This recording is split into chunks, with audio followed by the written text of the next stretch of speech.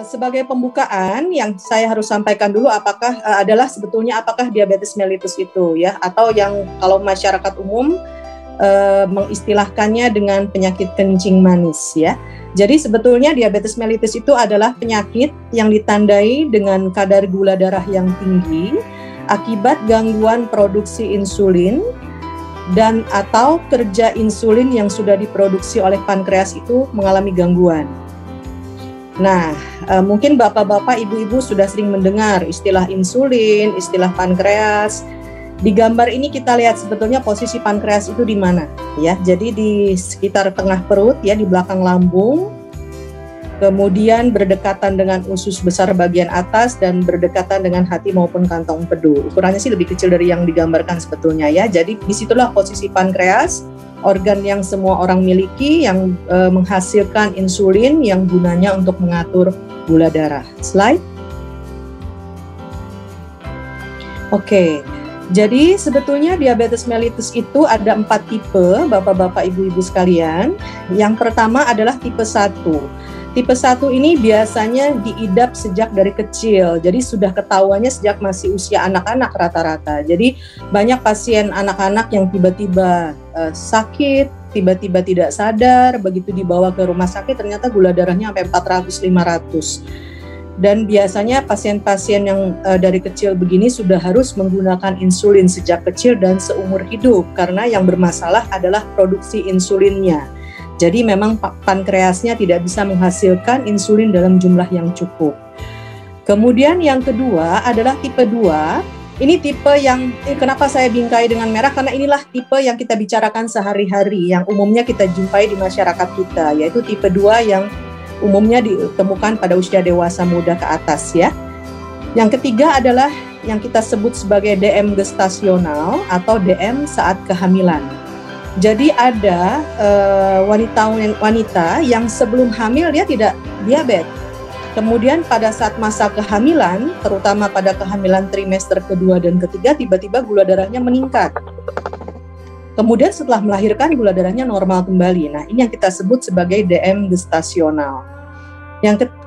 Tipe yang terakhir adalah tipe lain. Ini umumnya penyebabnya adalah jika ada gangguan pada pankreas, yaitu organ yang tadi menghasilkan insulin. Misalnya ada radang, ada tumor, itu seringkali gula darah ikut naik. Juga pada penggunaan obat-obat tertentu seperti steroid, ya. Ini sering dipakai nih di masyarakat, berapa kali saya ketemu yang model begini nih. Jadi steroid itu sering ditemukan pada obat-obat nyeri sendi, obat-obat pegel linu. Nah, itu kalau penggunaan jangka panjang, ya, seperti prednison atau dexamethasone yang dipakai berbulan-bulan, dipakai bertahun-tahun tanpa pemantauan, tiba-tiba gula darahnya jadi naik. Jadi inilah tipe-tipe dari diabetes mellitus, ya, bapak-bapak, ibu-ibu. Slide. Oke, nah sekarang kita masuk ke topik utama kita mengenai diabetes pada bulan Ramadan. Dari data yang ada, ternyata lebih dari 148 juta umat muslim di dunia ini yang mengidap diabetes. Dan dari sekian banyak, lebih dari 116 juta pasien diabetes itu berpuasa di bulan Ramadan. Nah, lama berpuasanya bervariasi, tergantung daerah, tergantung negara. Kalau di kita mungkin dari jam berapa tuh, dari setengah 5 sampai jam 6 sore, ya, itu sekitar hampir 12 jam mungkin. Untuk negara-negara di luar, mungkin negara-negara di Eropa, di Jerman, itu puasa bisa sampai 20 jam. Baru buka itu jam 9, jam 10 malam. Karena baru jam segitu mataharinya terbenam. Jadi memang lama puasa itu bervariasi, berbeda-beda antar negara. Slide. Oke. Seperti kita ketahui, di bulan Ramadan itu kita tidak bisa minum, tidak bisa makan, kemudian jam tidur juga berkurang mungkin, ya. Karena mungkin habis sholat maghrib, habis makan, kemudian taraweh sampai malam, kemudian mungkin harus tahajud bangun lebih cepat, ibu-ibu harus siapkan sahur lebih cepat, jam 3 sudah bangun lagi, sehingga otomatis jam tidur juga berkurang. Nah, ini yang kerap kali jadi pertanyaan pasien-pasien diabetes. Jadi sebetulnya saya harus bagaimana di bulan Ramadan? Baik untuk dietnya, bagaimana untuk minum obat, atau bagaimana untuk suntik insulin pada pengguna insulin. Slide. Oke. Sebetulnya apa sih resiko berpuasa bagi pasien diabetes di bulan Ramadan itu? Ini ada 4 hal penting yang harus diwaspadai. Yang pertama adalah hipoglikemi. Apa itu hipoglikemi? Namanya juga hipo itu rendah ya. Jadi hipoglikemi artinya gula darahnya rendah, sampai di bawah 70. Kemudian resiko lain kebalikannya, gula darah bisa melonjak tinggi sampai di atas 300 yang kita sebut sebagai hiperglikemi. Resiko lain adalah dehidrasi atau kekurangan cairan. Ini bisa kita maklumi karena seharian kan tidak bisa minum, ya. Dan ini juga bisa memicu terjadinya sumbatan di pembuluh darah. Yang keempat adalah terjadinya ketoasidosis diabetes. Ini adalah kondisi akut ya, yang umum kita jumpai pada pasien-pasien diabetes yang gula darahnya tiba-tiba melonjak tinggi. Apalagi diperparah kalau ada infeksi, dehidrasi, sehingga pasien masuk ke IGD seringkali dengan demam, dengan kesadaran menurun, dan dengan penurunan fungsi-fungsi organ. Biasanya fungsi ginjalnya ikut menurun dan sebagainya. Ini kondisi yang kita sebut sebagai ketoasidosis diabetes. Slide. Oke, sekarang pertanyaannya adalah, jadi siapa nih yang boleh berpuasa, siapa yang nggak boleh? Secara medis, ini dibagi menjadi 3 kategori ya, Bapak-Bapak, Ibu-Ibu. Nih kita lihat, resiko sangat tinggi, ini saya kasih kotak merah, ini buat concern kita, untuk perhatian kita. Kemudian kategori kedua yang beresiko tinggi. Yang ketiga adalah beresiko ringan atau sedang. Slide selanjutnya. Oke, sekarang kita lihat satu-satu, siapakah yang tergolong pasien dengan kategori risiko sangat tinggi. Itu adalah mereka-mereka yang dalam 3 bulan terakhir sebelum bulan Ramadan dimulai pernah mengalami hipoglikemi yang berat. Jadi hipoglikemi itu ada yang ringan, ada yang sedang, ada yang berat. Kalau ringan mungkin hanya lemes, hanya keringat dingin ya. Kalau yang berat sampai koma, sampai pingsan. Nah itu bagi mereka-mereka yang dalam 3 bulan terakhir mengalami hal tersebut, itu adalah pasien-pasien yang beresiko sangat tinggi kalau dia tetap berpuasa di bulan Ramadan. Kemudian yang kedua adalah tadi yang pasien yang sudah pernah mengalami ketoasidosis atau koma hiperglikemi dalam 3 bulan terakhir. Jadi mungkin dalam di recall, mungkin 2 bulan yang lalu pernah dirawat di rumah sakit, katanya gulanya ngelonjak, sempat nggak sadar, sempat kena stroke. Nah itu hati-hati, mereka termasuk orang-orang yang beresiko sangat tinggi. Kemudian adalah pasien-pasien yang riwayat hipoglikemi berulang. Jadi pasiennya mungkin mengkonsumsi obat rutin atau pakai suntikan insulin, tapi gulanya sering drop gitu. Jadi biasanya ini yang termasuk juga beresiko sangat tinggi. Yang keempat adalah mereka yang mempunyai riwayat hipoglikemi yang terjadi tanpa disadari. Jadi banyak pasien itu nggak ngeh bahwa yang dia alami itu adalah sebetulnya hipoglikemi.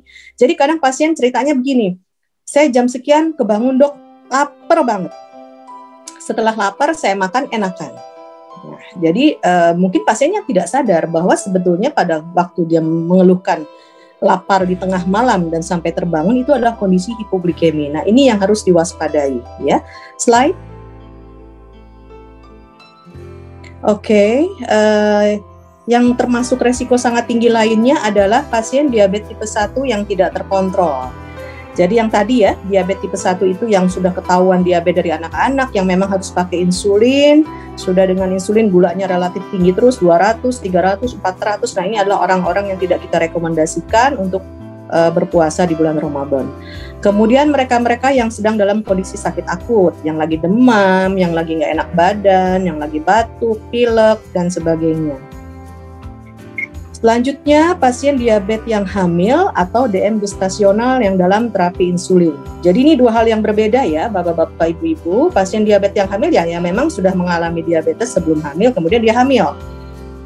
Kalau DM gestasional itu dia nggak diabetes, tapi pada waktu dia hamil gula darahnya naik dan dia mengalami DM gestasional dan biasanya di dalam terapi insulin. Jadi ini juga yang tidak adalah orang-orang yang beresiko sangat tinggi untuk berpuasa. Selanjutnya adalah pasien yang dengan penyakit ginjal kronik stadium 4 dan 5 atau yang sudah rutin cuci darah. Nah, ini untuk stadium-stadium ini Anda bisa tanyakan pada dokter yang merawat. Stadium 4-5 itu biasanya yang fungsi ginjalnya sudah di bawah 30% ya. Kalau yang cuci darah itu sudah di bawah 15%. Nah, ini adalah orang-orang yang juga berisiko sangat tinggi. Selanjutnya yang mengalami komplikasi makrovaskuler yang sudah lanjut. Makrovaskuler itu apa? Komplikasi yang sudah mengenai pembuluh darah besar. Jadi biasanya adalah orang-orang yang sudah kena ke jantung, misalnya yang sudah kena penyakit jantung koroner dan sudah lanjut. Jadi misalnya mungkin sudah pasang ring berkali-kali, sudah pompanya sudah berkurang, sering sesak nafas, atau yang kena ke pembuluh darah kepala, yang sudah pernah stroke berulang kali, yang sudah duduk di kursi roda, udah nggak bisa jalan. Nah, ini adalah orang-orang yang tergolong sudah mengalami komplikasi makrovaskuler yang sudah lanjut. Yang terakhir adalah mereka-mereka yang berusia lanjut. Jadi pada orang tua yang diabetes, walaupun mungkin sehat ya, nggak ada keluhan apa-apa, ada diabetes, ada darah tinggi, ini adalah orang-orang yang juga berisiko sangat tinggi. Slide. Oke. Ini kategori yang kedua adalah kategori resiko tinggi. Siapakah mereka? Itu adalah pasien-pasien yang dengan diabetes tipe 2 dengan gula darah tidak terkontrol. Nah, ini yang paling sering kita jumpai ya. Jadi pasien diabetes yang sudah minum obat, yang kontrol maupun tidak kontrol, tapi gula darahnya cenderung tinggi terus, tidak pernah mencapai target. Kemudian untuk pasien diabetes tipe 1 yang terkontrol dengan baik. Ya, tadi yang di awal, yang DM tipe 1, yang mereka-mereka yang sudah pakai insulin dari kecil, yang gula darahnya tidak terkontrol itu beresiko sangat tinggi. Tapi kalau dia gulanya bagus, beresiko tinggi. Kemudian untuk pasien diabetes tipe 2 yang gulanya bagus, yang selalu bagus, tapi dia pakai obat beberapa macam. Atau kalau pakai insulin, jenis insulinnya yang campuran. Nah, ini adalah orang yang juga beresiko tinggi. Selanjutnya adalah pasien-pasien hamil, jadi diabetes yang hamil, ataupun yang DM gestasional, yang terkontrol hanya dengan diet atau obat saja ya. Jadi saya tekankan lagi beda ya antara DM yang hamil atau DM gestasional. Kalau DM yang hamil yang memang sudah diabetes, kemudian hamil. Kalau DM gestasional dia tidak ada diabetes sebetulnya, tapi pada waktu hamil terjadi diabetes. Slide. Oke, resiko tinggi selanjutnya adalah mereka yang dengan penyakit ginjal kronik stadium 3. Ini fungsi ginjalnya kisarannya sekitar 30-60% ya. Untuk tahu itu Anda bisa tanyakan kepada dokter yang merawat. Kemudian untuk mereka yang dengan komplikasi makrovaskuler yang stabil, seperti tadi kalau yang sudah lanjut ya, yang mungkin sudah kena ke jantung atau yang sudah pernah stroke yang sudah berat. Tapi untuk yang makrovaskuler yang stabil, jadi misalnya dia sudah ada penyakit jantung koroner, tapi masih baik-baik saja, cuma minum pengencer darah, atau baru pasang ring 1 kali, tapi sudah baik-baik saja, tidak ada keluhan apa-apa, hanya minum obat rutin, atau pasien yang pernah stroke, sempat nggak bisa jalan misalnya, tapi sekarang sudah beraktivitas seperti biasa, itu termasuk golongan yang stabil. Ini termasuk yang resiko tinggi, bukan yang sangat tinggi resikonya. Kemudian mereka-mereka yang selain menderita diabetes juga punya penyakit lain yang bisa meningkatkan resiko, misalnya yang menderita hipertensi atau kolesterolnya tinggi ya, atau punya penyakit paru-paru yang mengidap TBC paru. Nah, itu adalah orang-orang yang juga tergolong beresiko tinggi. Kemudian mereka yang pekerjaannya secara fisik tergolong berat. Jadi mungkin gulanya bagus, rajin minum obat, tapi pekerjaan secara fisik berat. Misalnya apa? Mungkin yang buruh bangunan, yang harus ngangkat-ngangkat. Nah, ini termasuk orang-orang yang berisiko tinggi. Satu lagi adalah pasien-pasien yang selain mengkonsumsi obat-obat diabetes juga dalam terapi obat-obat yang bisa mempengaruhi fungsi kognitif. Misalnya mungkin pasien dokter syaraf, pasien dokter jiwa yang mengkonsumsi obat-obat penenang misalnya, obat tidur. Bahayanya kenapa? Karena kalau dia mengkonsumsi obat-obat ini, mungkin sewaktu-waktu ada keluhan lemes, ada keluhan ngantuk, dipikir karena minum obat penenang dari dokter-dokter tadi. Tapi padahal sebetulnya dia mengalami hipoglikemi. Nah, ini bisa menutupi munculnya gejala hipoglikemi yang ada. Nah, ini yang berbahaya. Pasiennya merasa ngantuk, ini karena minum obat tidur nih, tahu-tahu pingsan, ternyata gulanya drop. Jadi itu yang harus diwaspadai. Slide. Oke, kategori ketiga adalah mereka yang beresiko ringan atau sedang. Siapakah mereka?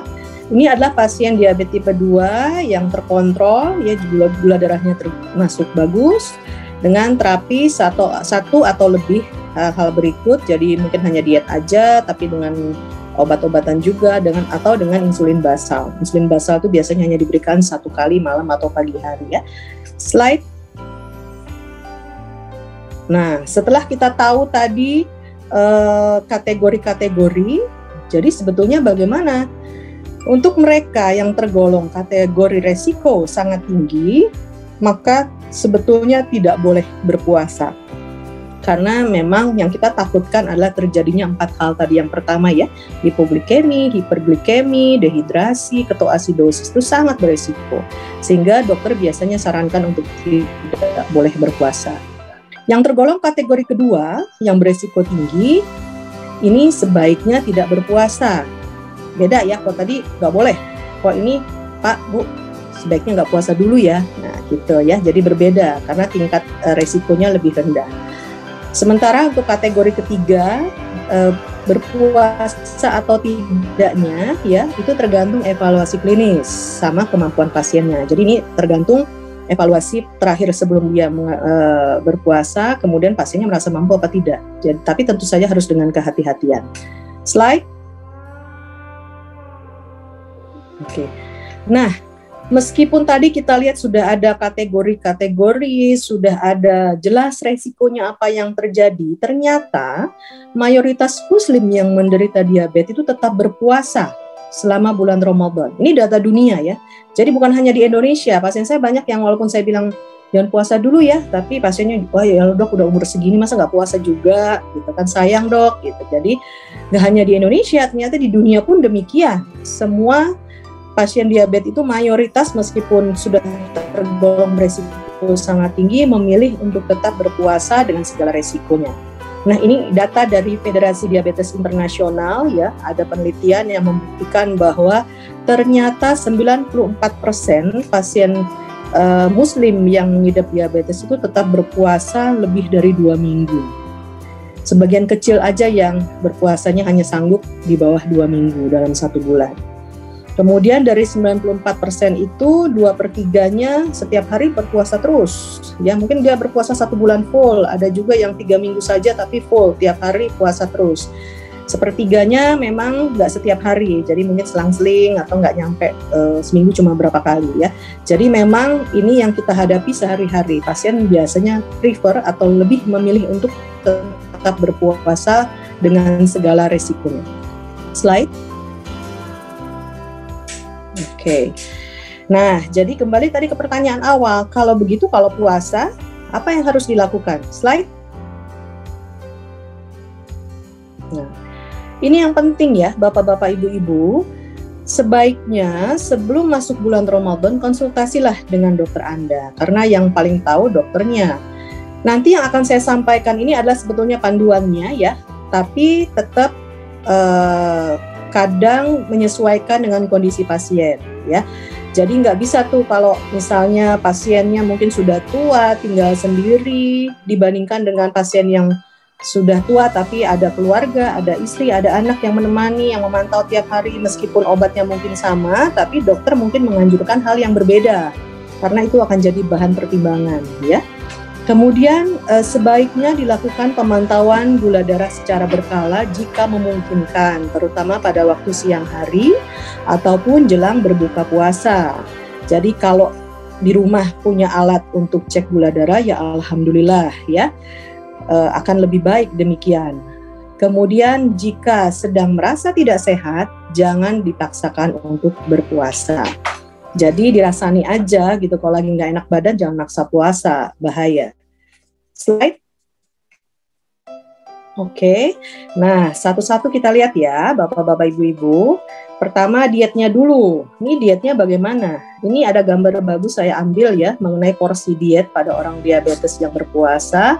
Itu mudah-mudahan terlihat, saya nggak tahu terlihat jelas apa enggak ini ya, porsi terbanyak itu porsi karbohidrat. Untuk karbohidratnya karbohidrat yang bagus ya, yang tinggi serat ya di bawah itu, kemudian proteinnya, dan yang lemak yang paling sedikit porsinya hanya 20-35%. Kemudian ada air putihnya, situ ada kurma. Yang kanan juga demikian, itu cara pembagian yang simple untuk porsi makan pada pasien diabetes. Jadi sebetulnya sih yang penting porsi ya, apapun jenis makanannya. Kecuali kalau Anda bisa konsultasi ke ahli gizi, biasanya ahli gizi akan memberikan secara detail porsi makan yang harus dikonsumsi dengan menyesuaikan berat badan, tinggi badan maupun aktivitas sehari-hari. Slide. Oke.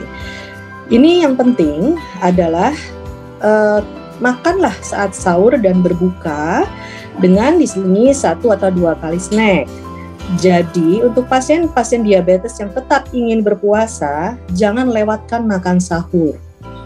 Ya, mungkin kalau yang saya udah biasa dok, puasa Senin Kemis juga cuma makan roti sepotong atau kue aja atau kurma sepotong. Oke, tapi puasa Senin Kemis kan tidak tiap hari. Sementara pada bulan Ramadan kita berpuasa tiap hari, jadi resiko akan lebih besar. Maka usahakanlah untuk selalu makan di saat sahur dan berbuka boleh diselingi dengan 1 atau 2 kali snack. Kemudian hindari mengkonsumsi karbohidrat atau minuman manis yang berlebihan. Nah ini PR nih, orang Indonesia kalau buka puasa kalap. Apalagi gorengan ada di mana-mana, dijual di mana-mana, ya kan? Ada kolak pisang juga, kemudian sirup semua ada. Biasanya pasien bilangnya gini, setahun sekali dok, jarang-jarang ada yang jualan banyak begitu, ya. Jadi kapan lagi? Nah ini yang harus hati-hati, di eman-eman kalau saya bilang ya. Jadi jangan kalap kalau buka puasa karena Anda menderita diabetes. Kemudian konsumsilah makanan dengan karbohidrat yang tinggi serat dan dengan indeks glikemik yang rendah. Ini karbohidrat tinggi serat ini yang bagaimana? Ini misalnya adalah makanan-makanan yang seratnya tinggi sehingga akan meningkatkan gula darah dengan tidak terlalu cepat dan bisa bertahan lama, mengurangi keluhan cepat lapar gitu karena seratnya tinggi. Kemudian indeks glikemik yang rendah itu yang bagaimana? Indeks glikemik rendah itu maksudnya yang tidak meningkatkan gula darah dengan cepat. Nanti ada contohnya di tabel habis ini ya, Bapak-bapak, Ibu-ibu. Kemudian usahakan untuk menjaga asupan buah dan sayur yang cukup. Slide. Oke, nah ini adalah contoh list makanan berdasarkan indeks glikemik. Ini mungkin gampang dicari di internet, banyak nih ya Bapak-bapak, Ibu-ibu. Yang baik itu yang bagaimana? Yang paling baik tentu saja yang rendah, yang indeks glikemiknya di bawah 55. Ini di sini mungkin yang di highlight hijau ya, yang di highlight hijau itu yang bagus. Yang indeks glikemik tinggi itu yang merah, itu yang cepat menaikkan gula darah ya. Slide. Ini juga contoh-contohnya ya, ada buah, ada minuman ya, jadi yang harus hati-hati. Slide. Oke. Kemudian pastikan asupan protein dan lemak yang cukup juga saat sahur, jadi jangan sibuk juga dengan dengan karbohidratnya ya, tapi tidak memperhatikan asupan protein dan lemak karena bagaimanapun tubuh kita membutuhkan sumber gizi yang lengkap.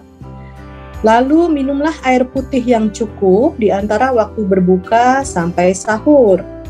Jadi kalau siang kan kita nggak bisa minum ya. Nah, waktu minumnya kapan? Otomatis dari jam berbuka sampai dengan sahur. Cuma ini hati-hati untuk pasien diabetes yang sudah mempunyai komplikasi ke ginjal maupun ke jantung. Ini Anda bisa tanyakan kepada dokternya, saya boleh minum air putih berapa banyak? Karena kalau fungsi ginjalnya sudah jauh berkurang atau misalnya jantungnya sudah dalam keadaan yang lanjut, yang pompanya sudah sangat terganggu, yang sudah gagal jantung, itu biasanya asupan air putihnya harus dibatasi berdasarkan produksi urin yang biasanya dievaluasi ya. Jadi harus hati-hati juga, tidak semua pasien diabetes langsung kalap minum air putih yang banyak, nanti malah sesek masuk IGD. Kemudian hindari minum-minuman dengan pemanis, dengan soda atau kafein. Nah, ini kenapa? Karena minuman-minuman bersoda atau yang mengandung kafein seperti teh atau kopi itu sifatnya diuretik, menarik cairan. Jadi biasanya mungkin kita biasa sarapan pakai kopi. Nah, janganlah minum teh atau kopi pada waktu makan sahur. Kenapa? Biasanya habis itu jadi banyak pipis karena kafein itu yang menarik cairan ya. Jadi jangan sampai sahur jam 4 minum kopi, jam 7, jam 8 udah ke kamar mandi terus untuk pipis. Nah, yang ada dehidrasi akan terjadi lebih cepat karena Anda tidak bisa mengganti dengan asupan cairan karena sedang berpuasa. Kemudian usahakan waktu makan sahur sudah mendekati imsak dan segera berbuka bila sudah waktunya berbuka. Jadi pegang itu jadwal buka puasa dan imsak dengan benar ya. Kenapa? Jadi jangan sampai imsaknya 4:30, jam 3 sudah sahur. Jadi kalau Anda makan sahur jam 3, jam 4 belum imsak juga gula darah sudah naik, kemudian jam 7, jam 8 sudah drop lagi ya. Jadi usahakan makan sudah dekati waktu imsak. Kemudian kalau sudah waktunya berbuka, segeralah berbuka puasa. Slide. Oke, nah sekarang adalah mengenai terapi, baik obat-obat yang diminum maupun insulin. Slide. Oke, ini saya tampilkan satu-satu ya jenis-jenis obat yang umum dipakai. Ini maafkan saya terpaksa tampilkan beberapa merek ya. Saya juga nggak hafal semua sebetulnya. Tapi ini merek-merek yang mungkin bapak-bapak, ibu-ibu yang pernah minum dilihat isinya apa sih sebetulnya. Karena yang penting itu adalah kandungannya sebetulnya ya. Merek sih bisa apa aja, tapi kandungannya yang kita lihat. Nah, untuk obat-obat yang mengandung metformin yang diberikan sebelum puasa dengan dosis misalnya 500 mg satu tablet, atau yang pakai 850, atau yang pakai 1000 mg, pada waktu bulan puasa dosisnya tetap sama. Jadi tetap digunakan tablet yang sama. Cuman nanti ada penyesuaian dalam cara minum. Untuk obat yang sudah biasa diminum 1 kali sehari, tetap diminum 1 kali sehari, namun sebaiknya dikonsumsi di saat buka puasa. Jadi habis makan malam ya, atau habis berbuka yang dengan makanan yang banyak. Kemudian yang biasa minum metformin 2 kali sehari, tetap diminum 2 kali sehari, tapi tentu saja untuk yang pagi lebih cepat karena diminum setelah makan sahur. Kemudian untuk yang 3 kali sehari, ini otomatis siang hari tidak bisa minum obat kan, jadi minumlah hanya 2 kali pada waktu makan sahur dan pada waktu berbuka. Yang terbaik adalah kalau dia minum 3 kali sehari, yang malam otomatis langsung diminum 2 tablet, karena yang siang tidak diminum. Cuma ini hati-hati, biasanya pasien-pasien saya, begitu saya suruh minum obat 2 tablet, metformin langsung mengeluh mual, muntah, atau malah diare. Nah, kalau ini terjadi, nggak apa-apa bapak-bapak, ibu-ibu tetap minum 1 tablet di malam hari. Slide. Nah, kemudian golongan obat lain adalah golongan sulfonylurea. Mungkin yang paling sering dipakai itu glibenclamide, gluquidone, atau glimepirid ya. Ini merek-mereknya. Kalau yang biasa pakai obat-obat paten. Slide. Nah, bagaimana untuk penggunaan obat-obat tadi? Untuk obat yang diminum 1 kali sehari, misalnya minumnya glimepirid nih, biasanya minum sebelum sarapan. Otomatis pada bulan puasa diminum tetap bisa diberikan 1 kali, namun sebaiknya diminum di saat berbuka puasa. Kemudian untuk pasien yang gula darahnya sudah terkontrol, bisa coba diturunkan bila gula darahnya sudah terkontrol. Jadi mungkin kalau biasanya minum yang 4 mg sebelum sarapan, pada waktu bulan puasa minumnya di saat buka, kemudian dosisnya mungkin diturunkan 3 mg atau 2 mg tergantung kondisi ya. Kemudian yang biasa minum 2 kali sehari, diminum tetap 2 kali sebelum sahur sama saat jam buka puasa. Kemudian dosis juga bisa diturunkan kalau memang gula darahnya sudah terkontrol. Slide. Nah, ini adalah obat-obat yang lebih baru ya, bapak-bapak, ibu-ibu, macam-macam tuh obat gula sebetulnya, mereknya juga bermacam-macam. Nah, untuk obat-obat ini tidak ada penyesuaian dosis, cara minum tetap sama, tapi ya mungkin itu ya, kalau yang biasanya di jam makan pagi otomatis jam makan sahur. Yang biasanya malam, tentu saja habis berbuka, habis makan, baru diminum, atau sebelum dimakan. Untuk obat-obat yang di bawah SGLT2 inhibitor disarankan mengkonsumsi cairan yang cukup karena lebih menarik cairan. Slide. Nah, ini untuk mereka-mereka yang pakai insulin. Jadi bapak-bapak, ibu-ibu yang harus diketahui insulin itu banyak macamnya sebetulnya, ya. Cara kerjanya berbeda sehingga ada insulin yang hanya diberikan 1 kali, ada yang diberikan 2 kali, ada yang diberikan 3 kali, ada yang dikombinasi sampai 4 kali suntikan, jadi bermacam-macam. Nah, Anda taunya dari mana, yang mana yang basal, ini adalah contoh-contohnya ya. Untuk insulin basal yang mungkin sering dipakai adalah Levemir misalnya, yang sering kali disuntikan mungkin pagi hari atau malam, jam 9, jam 10 malam ya. Ini jika sebelum berpuasa, sebelum bulan Ramadan disuntikannya 1 kali sehari, maka di saat bulan puasa dipindahkan ke malam hari. Maksud saya dipindahkan lebih awal ke saat berbuka puasa. Dan dosis bisa diturunkan. Jadi kalau biasanya jam 9 malam nyuntik sekali sehari 10 unit, mungkin pada waktu buka bisa diturunkan 8 unit saja ya. Kemudian untuk yang 2 kali suntik tetap diberikan sebanyak 2 kali, tetapi dosisnya di switch ya, yang dosis pagi disuntikan ke malam hari, kemudian dosis malam disuntikan ke sebelum sahur. Kemudian dosis yang diberikan di saat sahur tersebut bisa diturunkan separuhnya ya. Jadi misalnya kalau sehari-hari disuntiknya 20 unit pagi, 20 unit malam, pada waktu bulan puasa yang pada saat berbuka disuntikannya tetap 20 unit, yang pagi coba diturunkan dulu 10 unit. Ini untuk insulin basal.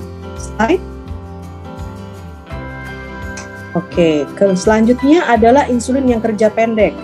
Kalau yang kerja pendek ini biasanya suntikannya bisa sampai 3 kali Bapak-Bapak Ibu-Ibu. Kenapa? Ya itu karena kerjanya pendek, dia kerjanya hanya 6-8 jam, sehingga harus diberikan lagi dalam waktu 8 jam. Oleh sebab itu pemberiannya biasanya 3 kali sehari. Nah untuk mereka-mereka yang menggunakan insulin kerja pendek ini, yang biasa disuntik 3 kali sehari, otomatis dia kan tidak menyuntikkan insulin karena tidak makan. Jadi suntiklah insulin sebelum sahur dan saat berbuka. Nah, untuk yang saat sahur disarankan untuk coba diturunkan dulu dosisnya. Kemudian untuk yang di saat berbuka tetap dengan dosis yang sama. Slide. Yang ketiga jenis insulinnya adalah insulin campuran. Ini insulin campuran itu apa sih maksudnya? Yang tadi, yang kerjanya pendek sama yang panjang, jadi gabung jadi satu. Kemudian contohnya itu ya, Novomix mungkin sering dipakai sama bapak-bapak ibu-ibu yang pakai insulin ya. Untuk yang suntikannya hanya 1 kali, dosis tetap sama dan memang sebaiknya disarankan disuntikan pada waktu jam buka puasa. Kemudian yang diberikan 2 kali sehari, ini juga seperti yang tadi, yang 3 kali, jadi switch dosisnya dibalik. Kemudian yang pagi sebaiknya suntikannya diturunkan. Jadi yang biasa pakai Novomix misalnya pagi 20, malam 20, sebelum sarapan sama sebelum makan malam. Pada waktu bulan puasa, suntiklah sebelum sahur, turunin sedikit 15 unit, yang malam tetap 20 unit ya. Kemudian untuk yang 3 kali, otomatis diberikan 2 kali dan bisa diturunkan dosisnya juga, keduanya baik sahur maupun pada waktu malam. Ini rekomendasi mungkin di awal ya Bapak-bapak Ibu-ibu, tapi nanti sebaiknya terutama orang-orang yang pakai insulin dipantau juga gulanya. Kan tadi di awal dicoba turunkan dulu. Kalau ternyata setelah dosis diturunkan tidak terjadi hipoglikemi di siang hari, setelah dicek gula siang malah 300, nah Anda bisa naikkan lagi dosis insulinnya. Kalau tadinya yang biasa 20 unit sarapan, pada saat sahur dicoba turun 15 unit gulanya tinggi di siang hari, Anda bisa coba naikkan lagi, mungkin coba dengan 18 unit dulu sampai 20 unit ya. Jadi itu memang harus disesuaikan dengan keadaan pasien ya. Slide. Nah ini ada obat suntikan lain. Jadi sebetulnya untuk obat-obat diabetes itu yang selama ini kita tahu yang pakai suntikan hanya insulin. Kemudian ternyata ada obat-obat lain yang menggunakan suntikan lagi ya. Ini obat yang tergolong baru. Ini sudah mulai banyak dipakai. Dan ini biasanya fixed dose ya, jadi sudah dari awal itu sudah ketahuan dosis yang diperlukan karena ada batas maksimalnya juga, dan sebaiknya dosis yang dipakai sudah tercapai dosis yang tepat yang bisa mengontrol gula darah dalam 6 minggu sebelum Ramadan. Slide. Oke, jadi tadi mengenai obat-obatan ya Bapak-bapak dan Ibu-ibu. Kemudian yang ketiga tadi sudah diet, sudah obat. Sekarang bagaimana kalau mau olahraga dok? Gitu. Tidak ada larangan olahraga untuk orang-orang diabetes yang berpuasa, tapi hati-hati ya. Olahraganya lakukanlah olahraga yang ringan dan sedang yang tidak banyak menguras energi ya, misalnya hanya jalan kaki, bersepeda santai, jangan main sepak bola, jangan lari, maraton, ya nggak boleh. Kemudian usahakanlah yang tidak terlalu berat agar tidak terjadi dehidrasi. Kemudian yang perlu diperhatikan adalah kalau di bulan Ramadan kan kita sholat tarawih tiap malam ya, ada yang 11, ada yang 23, ternyata itu adalah suatu latihan fisik yang sangat bermanfaat ya. Jadi karena untuk pasien diabetes mellitus sehari-hari pun sebetulnya aktivitas fisik itu sangat dianjurkan, jadi tidak hanya olahraga rutin. Sehari-hari pun kita sarankan sebaiknya jalan lebih banyak ya, misalnya di kantor jangan pakai lift, pakai tangga. Kalau ibu-ibu belanja pasar dekat jalan kaki ya, jangan naik mobil, naik motor ya, itu sangat membantu.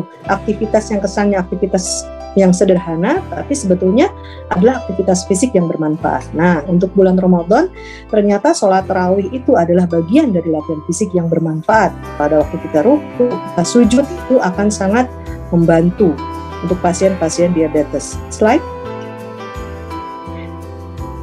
Oke, nah ini yang harus diperhatikan ya bapak-bapak, ibu-ibu semua.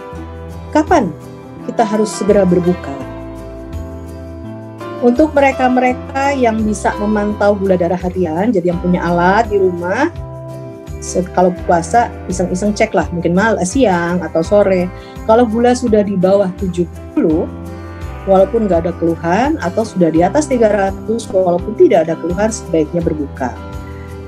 Bagaimana kalau kita tidak punya alat, dok? Saya nggak punya alat buat cek gula. Berdasarkan keluhan, ya. Jadi kalau berasa lemes, berdebar-debar, lapar, keringat dingin, demam, meriang, rasanya langsung berbuka bapak-bapak ibu. Kenapa? Jangan sampai jatuh pada kondisi yang berat. Kalau sudah berat bisa sampai pingsan atau koma. Kemudian yang jadi perhatian lagi, jangan beranggapan asal gula darah di bawah 70 baru buka. Ya, tetap gejala itu penting. Jadi jangan sampai bapak-bapak ibu misalnya berasa nih lemes, berasa lapar, dicek gula masih 80, berarti masih oke nih, nggak boleh. Kalau sudah ada keluhan, walaupun gulanya mungkin belum di bawah 70, gulanya cuma naik-naik dikit di atas 200, tapi kalau sudah ada keluhan, lemes, gelap, berbukalah. Jangan terlanjur gulanya semakin rendah atau semakin tinggi. Slide. Oke, ini adalah gejala atau keluhan yang bisa muncul pada waktu gula kita drop atau gula kita naik ya. Kalau hipoglikemi umumnya pasien mengeluh keringat dingin, mukanya pucat, gelisah, ini bukan gelisah ya, irritable, senggol bacok, bawaannya uring-uringan gitu ya, hati-hati. Kemudian yang lapar banget, kemudian gangguan koordinasi, jadi liar, nggak nyambung gitu ya, kemudian ngantuk tuh hati-hati, jangan-jangan gulanya drop atau mengalami hipoglikemi. Sebaliknya yang mengalami hiperglikemi seringkali mengeluhkan haus, sering butuh kamar mandi, lemas, pusing, pandangan kabur, mulut kering. Nah, ini gejala-gejala yang harus diwaspadai pada pasien-pasien diabetes yang memutuskan tetap berpuasa apapun resikonya. Slide. Oke, itu tadi slide terakhir. Bapak-bapak, ibu-ibu, semoga apa yang saya sampaikan ini bermanfaat dan membantu bapak-bapak, ibu sekalian. Tidak lupa kami mengucapkan selamat menunaikan ibadah Ramadan, tetap dengan protokol kesehatan ya, bapak-bapak, ibu-ibu, meskipun di bulan Ramadan. Terima kasih. Assalamualaikum warahmatullahi wabarakatuh.